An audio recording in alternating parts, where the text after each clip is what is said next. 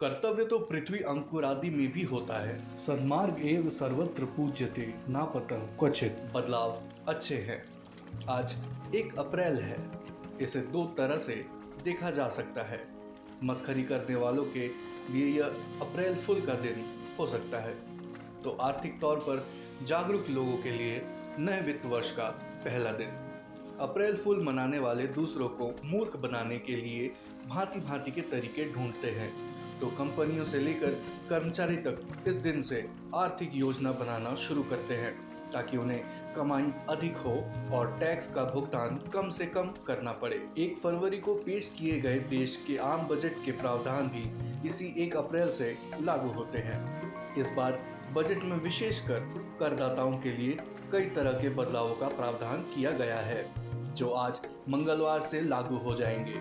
पुरानी कर व्यवस्था यानी पुराना टैक्स रिजीम अपनाने वालों को इन बदलावों से कोई लाभ नहीं होने वाला, किंतु नए टैक्स रिजीम वालों के लिए कई तरह की राहत दी गई है। सबसे बड़ा बदलाव है कि जिनकी कर योग्य आय 12 लाख रुपए तक है, इस वित्त वर्ष से उन्हें आयकर नहीं चुकाना पड़ेगा। साथ ही मानक कटौती यानी स्टैंडर्ड डिडक्शन की सीमा भी 50,000 रुपए से बढ़कर 75,000 रुपए कर दी गई है। इसका अर्थ यह हुआ कि यदि वेतन आदि से कर योग्य आय 12,75,000 रुपए तक है तो टैक्स नहीं देना पड़ेगा। हालांकि इस पर भी शर्तें लागू वाला नियम लागू है। शेयरों में निवेश से मिले लाभांश, उनकी खरीद बिक्री से हुए अकल्पित या दीर्घकालिक लाभ इसमें शामिल नहीं है। थोड़ी और राहत देते हुए डिविडेंड टैक्स छूट की सीमा 5,000 रुपए से बढ़कर 10,000 रुपए कर दी गई है, यानी अब 10,000 रुपए सालाना डिविडेंड तक टीडीएस नहीं काटा जाएगा। इसी तरह सामान्य करदाताओं के लिए ब्याज पर टीडीएस काटने की सीमा 40,000 से बढ़ाकर 50,000 रुपए कर दी गई है।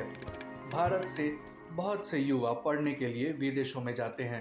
अब तक उनके लिए पैसे भेजने पर 7 लाख रुपए तक कोई टैक्स नहीं लगता था, लेकिन उससे अधिक पर 5% टीडीएस काट लिया जाता था।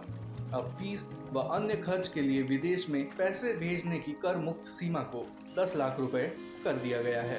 पुरानी पेंशन योजना को लागू करने की मांग को लेकर बढ़ते दबाव के बीच सरकार ने यूनिफाइड पेंशन स्कीम यानी यूपीएस लागू करने की घोषणा की थी। वह योजना भी आज मंगलवार से ही शुरू होगी। अब 25 साल की सेवा वाले कर्मचारियों को पिछले 12 महीने के औसत मूल्य वेतन का 50% पेंशन के रूप में मिलेगा।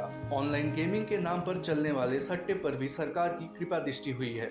अब ऑनलाइन गेमिंग में जीतने पर टीडीएस तभी काटा जाएगा जब जीत की सीमा 10,000 रुपए से अधिक होगी।